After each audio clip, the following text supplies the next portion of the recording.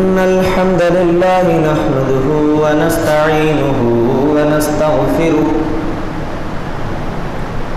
ونعوذ بالله من شرور أنفسنا ومن سيئات أعمالنا من يهده الله فلا مضل له ومن يضلل فلا هادي له وأشهد أن لا إله إلا الله وحده لا شريك له وأشهد أن محمدًا عبده ورسوله يا أيها الذين آمنوا اتقوا الله حق تقاته ولا تموتن إلا وأنتم مسلمون يا أيها الناس اتقوا ربكم الذي خلقكم من نفس واحدة وخلق منها زوجها وبث منهما رجالا كثيرا ونساء واتقوا الله الذي تساءلون به والأرحام إن الله كان عليكم رقيبا يا أيها الذين آمنوا اتقوا الله وقولوا قولا سديدا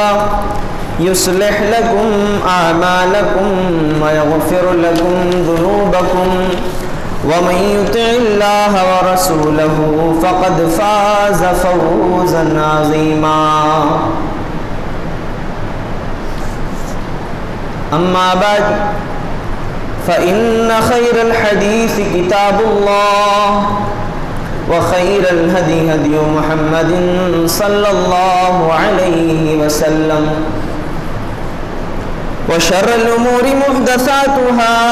وكل محدثة بدعة وكل بدعة ضلالة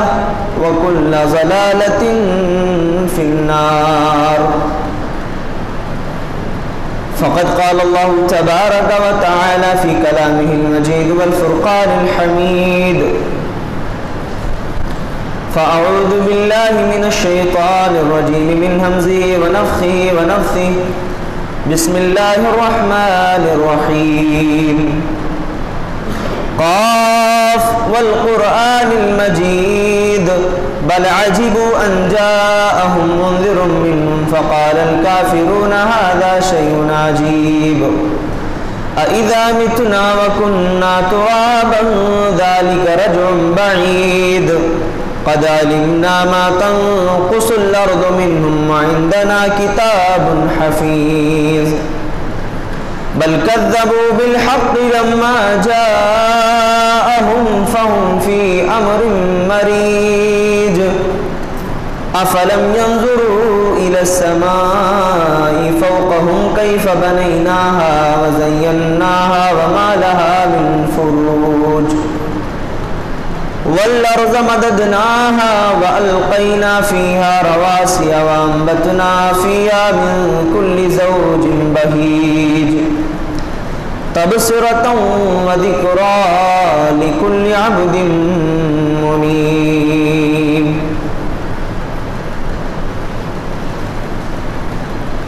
وقال الله تبارك وتعالى في مقام آخر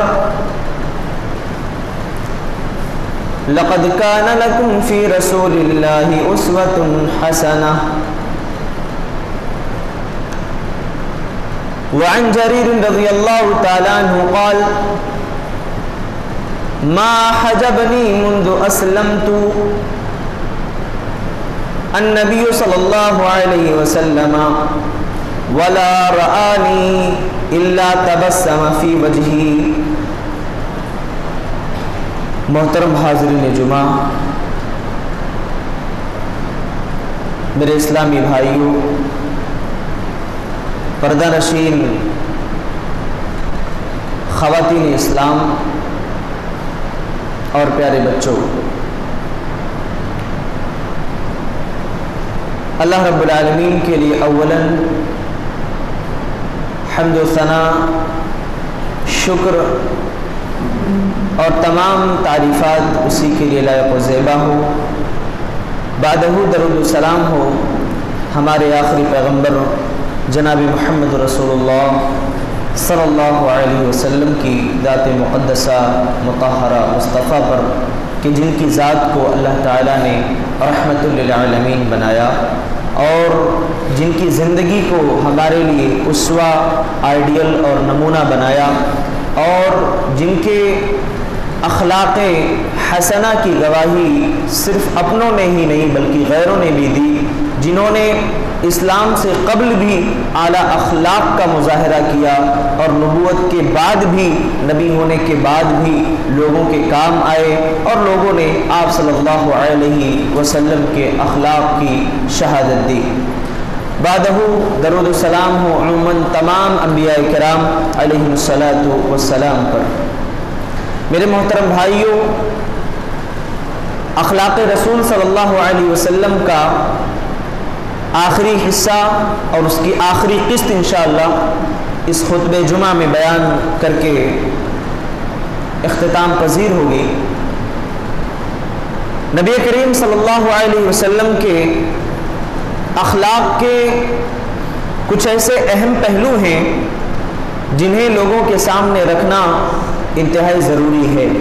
ان میں سے کچھ آپ کے سامنے گزشتہ خطبہ جمعہ میں پیش کیے جا چکے ہیں، اس کی آخری قسط انشاءاللہ اس خطبہ جمعہ میں پیش ہوگی۔ دیکھیے، اللہ کے نبی صلی اللہ علیہ وسلم کا اخلاق اتنا اعلیٰ تھا کہ اپنوں میں اور اپنے گھر والوں میں تو اچھے اخلاق سے پیش ہی آتے تھے، ساتھ میں اللہ کے رسول صلی اللہ علیہ وسلم جب کہیں باہر ہوا کرتے تھے تو اس وقت بھی آپ ایک اعلیٰ اخلاق کا مظاہرہ فرماتے تھے۔ سماج میں ہم جب ایک نظر دوڑاتے ہیں، کچھ لوگ اپنے گھر میں اپنے اہل و عیال تک ایک اچھے اخلاق کا مظاہرہ کرتے ہوئے ضرور نظر آتے ہیں، لیکن جب ان کی وہ زندگی جو گھر سے باہر کی ہوتی ہے، جو خارجی زندگی ہوتی ہے، اس میں وہ بہت زیادہ اچھے اخلاق والے نہیں ہوا کرتے۔ یا اس کے برعکس کچھ لوگ ایسے بھی ہوتے ہیں جو باہر تو اچھے اخلاق کا دوستوں کے درمیان، رشتہ داروں کے درمیان، پڑوسیوں کے ساتھ ایک اچھا برتاؤ ان کا ضرور ہوتا ہے، لیکن اپنے ہی گھر کے دائرے میں وہ بہت زیادہ اچھے اخلاق والے نہیں ہوا کرتے۔ اسی لیے ہمارے پیارے نبی صلی اللہ علیہ وسلم نے فرمایا، خیرکم خیرکم لأہلی وانا خیرکم لأہلی، تم میں سب سے بہتر وہ ہے، سب سے اچھا وہ ہے جو اپنے گھر والوں کے لیے اچھا ہو، اور میں اپنے گھر والوں کے لیے سب سے اچھا ہوں۔ حضرت جریر رضی اللہ تعالیٰ عنہ بیان فرماتے ہیں کہ جب سے میں نے اسلام قبول کیا، ما حجبنی النبی صلی اللہ علیہ وسلم منذ اسلمت ولا رآنی الا تبسم فی وجہی، میرے پیارے نبی صلی اللہ علیہ وسلم نے جب سے میں نے اسلام قبول کیا، آپ صلی اللہ علیہ وسلم نے مجھے اپنے گھر میں آنے سے منع نہیں فرمایا، ولا رآنی الا تبسم فی وجہی، اور جب بھی آپ مجھے دیکھتے تھے اللہ کے رسول مسکرا دیا کرتے تھے۔ میرے بھائیوں، میرے پیارے نبی کا یہ اخلاق تھا، جب اپنے ساتھیوں سے ملتے تھے مسکرا کر کے ملتے تھے، اچھے اخلاق سے پیش آتے تھے، حسن تعامل کا مظاہرہ کرتے تھے، خندہ پیشانی کے ساتھ پیش آتے تھے۔ آج ہمارا اور آپ کا رویہ بھی یہی ہونا چاہیے، جب ہم اپنوں کے ساتھ ملیں تو خندہ پیشانی سے ملیں، اچھے اخلاق سے ملیں، مسکرا کر کے ملیں، اور جب غیروں میں بھی ہمارا معاملہ ہو تو یہی معاملہ وہاں بھی ہونا چاہیے کہ ہم اچھے اخلاق کا مظاہرہ کریں، جیسا کہ ہمارے نبی صلی اللہ علیہ وسلم نے اخلاق حسنہ کا مظاہرہ فرمایا۔ اور اللہ کے رسول نے مل کر جب ہم ملتے وقت مسکرائے تو اس کو صدقہ کہا ہے، یہ بھی ایک صدقہ ہے، اپنے بھائی سے مسکرا کر کے ملو۔ دیکھیے ایمان والے کی زندگی کتنی خوشگوار ہوتی ہے نا، ہر قدم پر نیکی کو بٹور سکتا ہے، وہ ہر وقت وہ نیکی کو اپنے دامن میں، اپنے جھولی میں بھر سکتا ہے، بشرط کہ وہ ایک اچھے اخلاق کا پیکر بن جائے۔ اللہ کے رسول نے کہا مسکرا کر کے ملو، صدقہ ہے۔ ایک ایمان والا اپنی زندگی صبح سے لے کر کے شام تک جو گزارتا ہے، اگر اس کی نیت اچھی ہو، خالص ہو، تو سونے سے لے کر کے اٹھنے تک، جاگنے سے لے کر کے بیٹھنے تک ہر ایک وقت نیکی کو کما سکتا ہے، نیکی حاصل کر سکتا ہے۔ اسی لیے امام ابن تیمیہ رحمۃ اللہ علیہ کا ایک قول مجھے یاد آتا ہے کہ ایک مومن کا کبھی لوگ برا نہیں کر سکتے ہیں.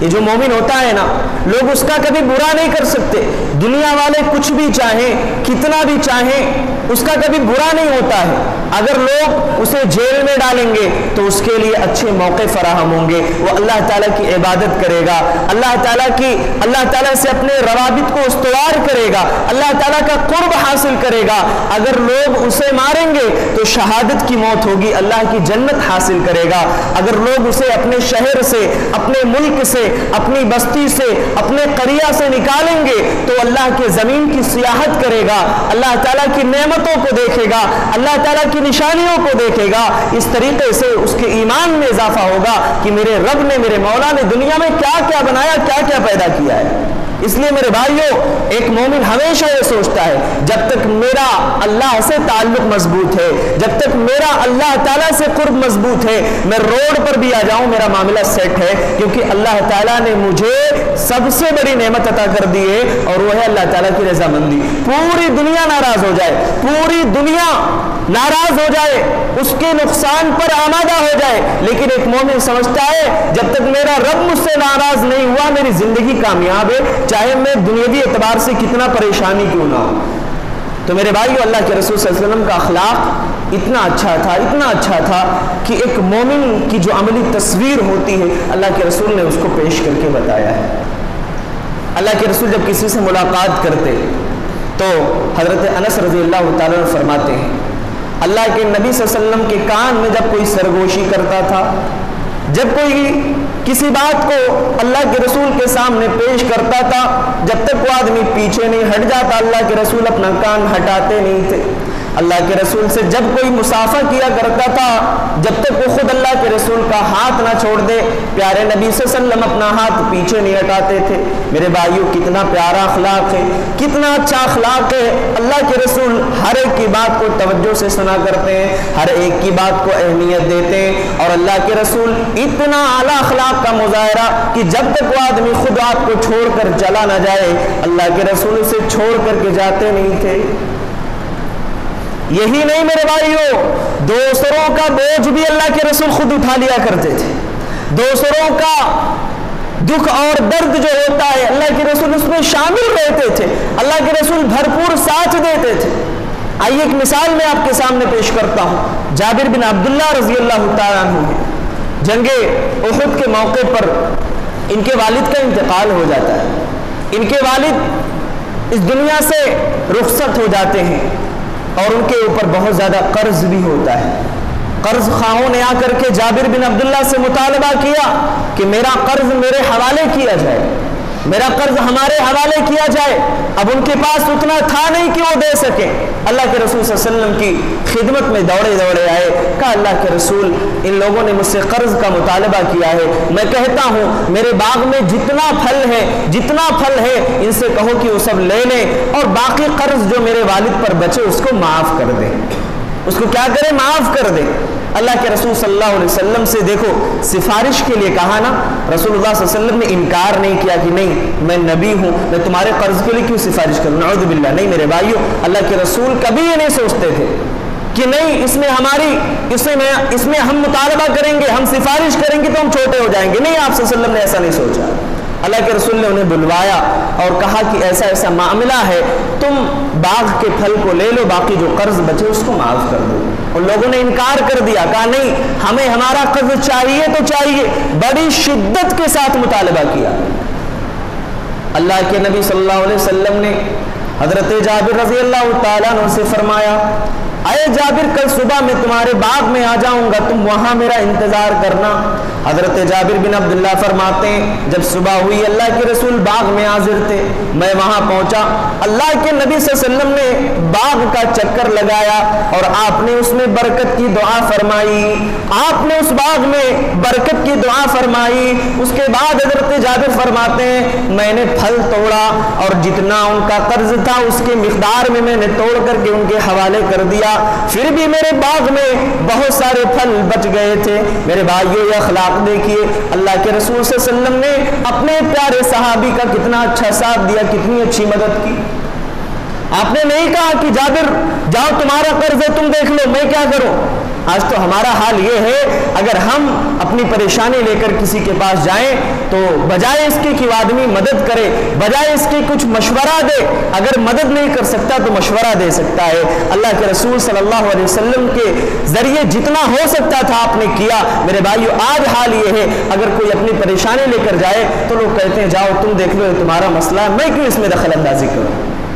میں کیوں اس میں دخل اندازی کروں، میرا کیا کام ہے۔ میرے بھائیوں پیارے رسول صلی اللہ علیہ وسلم کا یہ اخلاق نہیں تھا، آپ صلی اللہ علیہ وسلم کا یہ طرز نہیں تھا، ایک مومن کا یہ طریقہ نہیں ہوتا، ایک مومن کا یہ اخلاق نہیں ہوتا۔ ایک مومن ہمیشہ دوسروں کی مدد کرتا ہے، ایک مومن ہمیشہ اپنے ذریعے دوسروں کے لیے خیر کے راستے ہموار کرتا ہے، ایک مومن ہمیشہ خیر و بھلائی کا سرچشمہ ہوتا ہے، ایک مومن ہمیشہ اپنے ذریعے دوسروں کو جتنا ممکن ہو بھلائیاں پہنچاتا ہے، خیر دیتا ہے، اور یہی ایک سچے پکے مومن کی پہچان ہوتی ہے میرے بھائی۔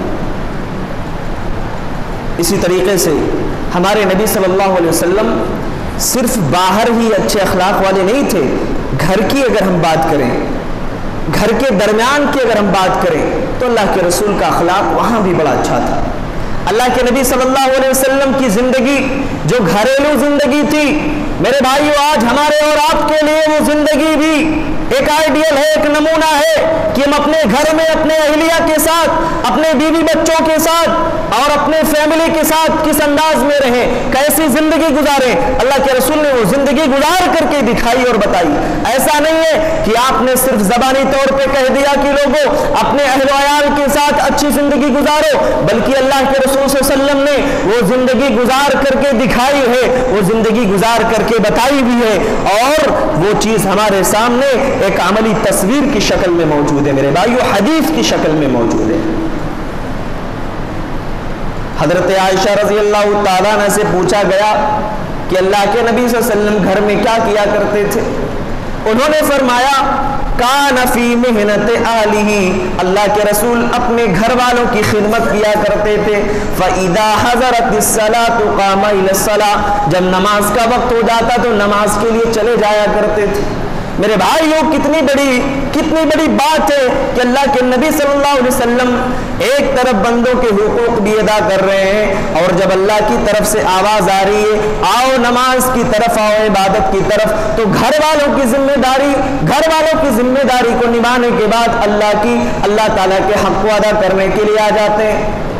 یہ اللہ کے رسول صلی اللہ علیہ وسلم کا اخلاق ہے، اپنے گھر والوں کی خدمت کیا کرتے ہیں۔ آج حالت یہ ہے، تصور اور نظریہ یہ بن چکا ہے، اگر کوئی اپنے گھر والوں کی خدمت کرے تو اس میں بے عزتی تصور کی جاتی ہے۔ اور یہی نہیں میرے بھائیو، اگر شوہر کرنا بھی چاہے تو رشتہ دار، اڑوس پڑوس کے لوگ، آنے جانے والے لوگ تان و تشریح دیا کرتے ہیں کہ اپنی بیوی کا غلام بن چکا ہے، اپنی بیوی کا غلام ہے یہ، اور اپنی بیوی کی خدمت کرنے والا، یعنی اس کو ذلت کی نظر سے، اس کو رسوائی کی نظر سے دیکھتے ہیں۔ میرے بھائیو ہمارے نبی صلی اللہ علیہ وسلم اپنے گھر والوں کے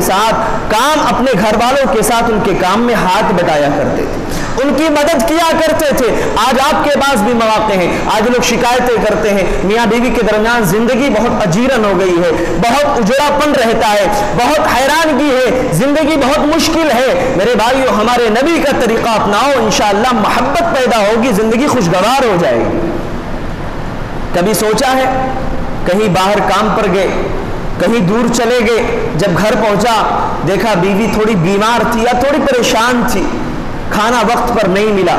بجائے اس کے کہ چلو میں بھی تمہارے ساتھ ہاتھ بٹاتا ہوں، لوگ گالیاں دینے پر آمادہ ہو جاتے ہیں کہ وقت پر تو کھانا نہیں دے سکتی ہے، لوگ مارنے پر آمادہ ہو جاتے ہیں کہ گھر میں تمہارا اور کام کیا ہے، صرف اتنا نہیں کر سکتے کیا؟ میرے بھائیو آپ کی ذمہ داری ہے وہاں آپ اس کی مدد کریے، آپ کی ذمہ داری ہے اس کا ساتھ دیجیے۔ اللہ کے نبی صلی اللہ علیہ وسلم کا یہی طور اور یہی طریقہ تھا، اور یہی اللہ کے رسول نے ہمیں اور آپ کو سکھایا۔ اسی لیے میاں بیوی کے درمیان محبت کی، الفت کی، پاکیزگی کی، عزت والی جو زندگی ہو سکتی ہے، اللہ کے رسول صلی اللہ علیہ وسلم نے اس کو پیش کر کے اپنی امت کو بتایا اور سکھایا ہے۔ یہ ہماری اور آپ کی ذمہ داری ہے کہ ہم اس پر عمل کریں۔ اور آگے چلیے، اللہ کے رسول صلی اللہ علیہ وسلم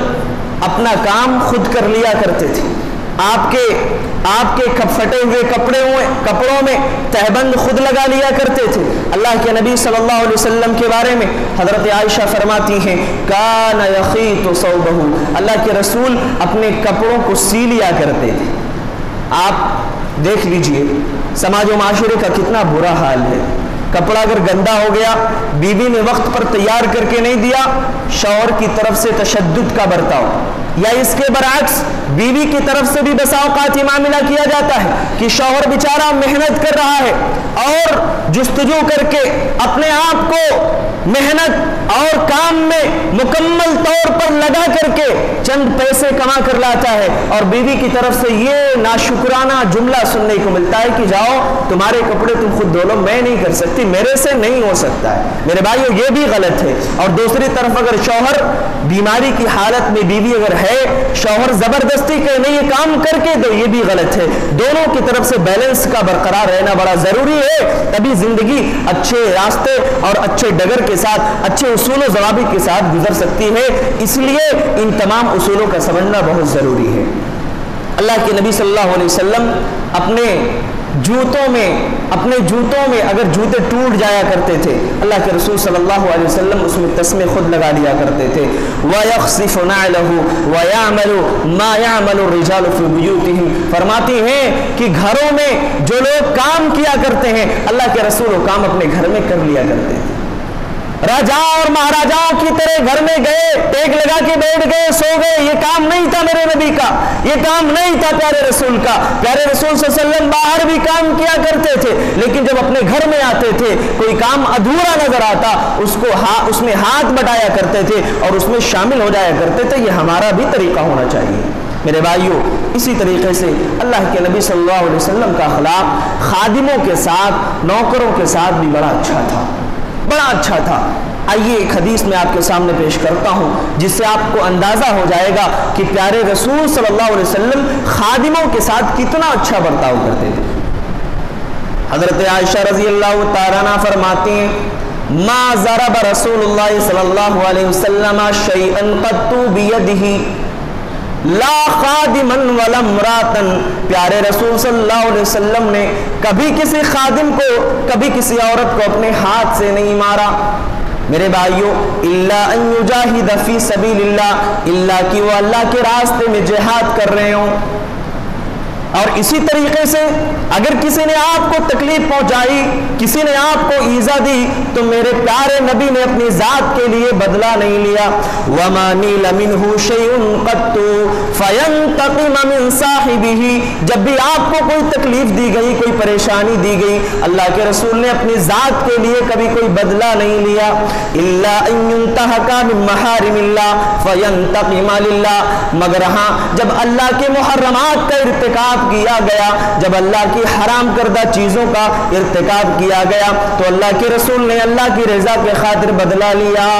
جیسے کسی نے زنا کر لیا، کسی نے چوری کر لیا، تو ظاہر سی بات ہے اللہ تعالیٰ نے جو حد وہاں پر نافذ کیا ہے، جاری کیا ہے، اس کو نافذ کیا جائے گا۔ اللہ کے رسول صلی اللہ علیہ وسلم نے وہاں اپنی ذات کے لیے نہیں، وہاں اللہ رب العالمین کی رضا کی خاطر، اللہ تعالیٰ کی خوشنودی کے خاطر وہاں بدلہ لیا، کیونکہ اسلام کا یہی قانون ہے۔ میرے بھائیو، یہ رسول اللہ صلی اللہ علیہ وسلم کا اخلاق تھا خادموں کے ساتھ، نوکروں کے ساتھ۔ اور آگے چلیے میرے بھائیو، پیارے رسول صلی اللہ علیہ وسلم بچوں پر بھی بڑا شفقت کیا کرتے تھے، بہت شفقت کرتے تھے۔ حضرت انس رضی اللہ تعالیٰ عنہ بیان فرماتے ہیں ما رأیت احدا کان ارحم بالعیال من رسول اللہ، میں نے رسول اللہ صلی اللہ علیہ وسلم سے زیادہ بچوں پر رحم کرنے والا کسی کو دیکھا ہی نہیں۔ سبحان اللہ، میں نے رسول اللہ صلی اللہ علیہ وسلم سے زیادہ بچوں پر رحم کرنے والا، ان کے ساتھ اچھا برتاؤ کرنے والا میں نے کسی کو نہیں پایا۔ حضرت ابراہیم رضی اللہ تعالیٰ عنہ اللہ کے نبی صلی اللہ علیہ وسلم کے صاحبزادے ہیں، آپ صلی اللہ علیہ وسلم کے بیٹے ہیں۔ اللہ کے رسول صلی اللہ علیہ وسلم نے انہیں دودھ پلانے کے لیے کسی عورت کے حوالے کیا تھا، اور جو عورت تھی اس کا شوہر ایک لوہار آدمی تھا۔ نبی کریم صلی اللہ علیہ وسلم جب اپنے بیٹے سے ملاقات کرنے کے لیے جاتے تھے، حضرت انس رضی اللہ تعالیٰ عنہ بیان فرماتے ہیں اس عورت کے گھر میں اتنا دھواں ہوتا تھا کہ ہمیں جانے میں تکلیف ہوتی تھی، لیکن اللہ کے رسول صلی اللہ علیہ وسلم نے جانے سے انکار نہیں کیا۔ آپ اس کے گھر میں جاتے، اپنے بیٹے حضرت ابراہیم رضی اللہ تعالیٰ عنہ کو اٹھاتے تھے، ان کو بوسہ دیتے تھے، اور اس کے بعد اللہ کے رسول صلی اللہ علیہ وسلم اپنے گھر کو واپس چلے آتے تھے۔ ایک مرتبہ ایسا ہوا کہ حضرت ابراہیم رضی اللہ تعالیٰ عنہ کا انتقال ہو گیا، آپ کی وفات ہو گئی۔ اللہ کے نبی صلی اللہ علیہ وسلم بہت ہی زیادہ غمگین ہوئے، آپ کی آنکھوں میں آنسو آ گئے۔ اللہ کے رسول صلی اللہ علیہ وسلم نے اس غم کا اظہار میرے بھائیوں چند الفاظ میں کیا۔ آپ نے فرمایا ان ابراہیم ابنی قد مات، میرا بیٹا ابراہیم تھا انتقال کر چکا ہے، اور اے میرے بیٹے ان العین تدمع وان القلب آنکھیں اشکبار ہیں، دل غمزدہ ہے، لیکن ہم اپنی زبان سے وہی بات کہیں گے جو اللہ تعالیٰ کو پسند ہے۔ ہم اپنی زبان سے ایسی کوئی ناحقانی، ایسے کوئی الفاظ نہیں کہیں گے جس سے اللہ تعالیٰ ناراض ہو۔ اے میرے بیٹے تمہاری جدائی سے مجھے بہت غم ہے، بہت غم ہے، بہت تکلیف ہے مجھے، لیکن میں اپنی اس غم کا اظہار صرف الفاظ میں، آنسوؤں میں کرتا ہوں، میں ایسی بات نہیں کہوں گا جو میرے رب کو ناپسند ہو۔ میرے بھائیوں حضرت ابراہیم رضی اللہ تعالیٰ عنہ اس دنیا سے چلے گئے، اللہ کے رسول کتنی محبت کرتے تھے کہ آپ کے آنکھوں سے آنسو جاری ہو گئے۔ میرے بھائیوں یہی اخلاق، یہی کردار آج ہمارا بھی ہونا چاہیے کہ ہم اپنے بچوں کے ساتھ اچھا برتاؤ کریں۔ آج ماں باپ سوچتے ہیں بچوں کی تربیت کا کیا، لے جا کے کہیں ہاسٹل میں ڈال دیا تو کبھی اتفاق ہوا، وقت ملا، جا کر کے خبر لے لی کہ بچے کی ہماری تربیت کیسی ہو رہی ہے۔ میرے بھائیوں آج ماں باپ کی بہت بڑی ذمہ داری ہے کہ وہ اپنے بچوں کی اچھی تربیت کریں، ان کے ساتھ محبت کا برتاؤ کریں۔ ایک باپ اپنے بیٹے کے ساتھ ایک اچھا دوست بن کر بھی رہے، ایک اچھا باپ بھی بن کر کے رہے، تاکہ اسے ہر ماحول اور ہر مرحلے کی تربیت دے سکے۔ اور آج بڑے افسوس کے ساتھ یہ کہنا پڑتا ہے کہ آج ماں باپ اپنے بچوں کی تربیت بہت کم دیتے ہیں۔ آج ہمارے گلی اور کوچے ہمارے بچوں کی تربیت کرتے ہیں، آج ہمارے گلی اور کوچے ہمارے بچوں کی تربیت کرتے ہیں۔ اس سے آگے نکل کر کے اسکول میں ڈال دیے تو اسکول کے ماحول میں بچہ تربیت پاتا ہے۔ میرے بھائیوں ماں باپ کی گود یہ بچے کے لیے سب سے پہلا مدرسہ ہے جہاں بچے کی اچھی تربیت ہونی چاہیے۔ اگر آپ نے ایسا نہیں کیا تو بچے یہ اللہ رب العالمین کی طرف سے آپ کے پاس ایک امانت ہے، اللہ تعالیٰ اس امانت کے بارے میں آپ سے سوال کرے گا، اللہ تعالیٰ اس نعمت کے بارے میں آپ سے پوچھے گا۔ اور ایک بات میں آپ کو بتاتا چلوں کہ اس دنیا کے اندر انبیاء کرام نے جس نعمت کا اللہ رب العالمین سے سوال کیا تھا، میرے بھائیوں انہوں نے دولت نہیں مانگی، انہوں نے اللہ تعالیٰ سے دعا کی تو اولاد کی دعا کی، اے اللہ مجھے ایک نیک اولاد عطا فرما دے، ربی حب لی من الصالحین۔ اس بات سے آپ اندازہ لگائیے کہ اولاد اللہ کی کتنی بڑی نعمت ہے جس کی آج ہمیں قدر نہیں ہے۔ میرے بھائیوں وہ لوگ جن کے پاس اولاد نہیں ہے، جن کے دامن، جن کی جھولی اولاد کی نعمت سے خالی ہے، کبھی تنہائی میں ان کو بلا کر ان کے دکھوں اور درد کو پوچھئے، ان سے پوچھئے کہ تمہارے پاس اولاد نہیں، تم کیسا محسوس کر رہے ہو، کیسی مشکل اور تکلیف میں ہو تم۔ میرے بھائیوں وہ اپنے دکھ اور درد کا جو ہے اپنے الفاظ میں ادا نہیں کر سکتا، اپنے دکھ و درد کو بیان نہیں کر سکتا ہے۔ آج قدر کیجئے اولاد کی، ان کی اچھی تربیت کیجئے جیسا ہمارے نبی صلی اللہ علیہ وسلم نے کیا ہے۔ اللہ کے رسول صلی اللہ علیہ وسلم بچوں سے سلام بھی کیا کرتے تھے، آپ انہیں سلام کی تربیت کر کے بتائیے، بہت ساری چیزیں ہیں میرے بھائیوں۔ اسی طریقے سے اللہ کے نبی صلی اللہ علیہ وسلم ایک مرتبہ حسن بن علی کو آپ نے بوسہ دیا۔ اقرا بن حابس ایک صحابی وہاں موجود تھے، انہوں نے کہا اللہ کے رسول میرے پاس 10 بیٹے ہیں لیکن میں نے ان میں سے کسی کو کبھی بوسہ نہیں دیا۔ اللہ کے رسول صلی اللہ علیہ وسلم نے فرمایا اقرا بن حابس سن لو، من لا یرحم لا یرحم، جو رحم نہیں کرتا اس پر بھی رحم نہیں کیا جاتا ہے، تم رحم کرو اپنے بچوں۔ آج بہت سارے والدین میرے بھائیوں اپنے بچوں کے درمیان الحمدللہ انصاف کرتے ہیں اور یقیناً انصاف کرنا چاہیے، لیکن اگر آپ نے اپنے اولاد کے درمیان کبھی نا انصافی کی تو یقیناً اللہ تعالیٰ کے آپ کو جواب دینا پڑے گا۔ آج بہت سارے والدین ایسے بھی ہیں کہ اگر بیٹی ہے بیٹا ہے اور بھی اولاد اللہ تعالیٰ نے دی ہے تو ان کے درمیان انصاف نہیں کرتے، کسی ایک کو کوئی چیز دلا دی دوسرے کو نہیں دیا۔ میرے بھائیوں کبھی دوسرے کو دیا تیسرے کو نہیں دیا، ایسا نہیں کرنا چاہیے۔ آپ نے ایک کو کپڑا دلایا تو سب کو دلائیے، آپ نے ایک کو تعلیم کا اہتمام کروایا تو سب کو کروائیے۔ نہیں میرے بھائیوں، اگر انصاف نہیں ہوا تو یقیناً اللہ تعالیٰ کے ہاں ہماری اور آپ کی گرفت ہو سکتی ہے۔ اسی طریقے سے ہمارے نبی صلی اللہ علیہ وسلم کے جو اخلاقی زندگی کے پہلو ہیں اس کو ہمیں پڑھ کر، سن کر اور اس پر عمل کر کے دنیا والوں کو یہ بتانا چاہیے کہ یقیناً جس طریقے سے، جس انداز میں ہم اپنے بچوں کی اچھی تربیت کر سکتے ہیں اور کوئی نہیں کر سکتا، کیونکہ ہمارے پاس اسلام کی ایک صحیح اور سچی تصویر، ایک سچی تعلیم موجود ہے، جس تعلیم کے پیش نظر یا جس تعلیم کے تحت ہم اپنے بچوں کی تربیت کریں گے تو یقیناً یہ بچے ہماری وفات کے بعد بھی ہمارے لیے خیر ثابت ہوں گے، بہتر ثابت ہوں گے۔ اللہ رب العالمین سے یہ دعا ہے اللہ تعالیٰ ہمارے نبی صلی اللہ علیہ وسلم کے اخلاق حسنہ کو ہمیں اپنانے والا بنائے۔ اللہ رب العالمین ہمارے نبی صلی اللہ علیہ وسلم نے جس طریقے سے بااخلاق اور باکردار رہ کر کے زندگی گزاری، اے اللہ ہمیں بھی وہی زندگی گزارنے کی توفیق عطا فرما۔ الہ العالمین جب تک ہم اس دنیا میں باقی رہیں، اے اللہ ہمیں نبی کریم صلی اللہ علیہ وسلم کا محب، مطیع اور فرما بردار بنا کر کے رکھ۔ اے اللہ جب ہمارا خاتمہ ہو توحید پر ہو، اتباع سنت پر ہو، آمین۔ تقبل رب العالمین وآخر دعوانا ان الحمد للہ رب العالمین، والسلام علیکم ورحمۃ اللہ وبرکاتہ۔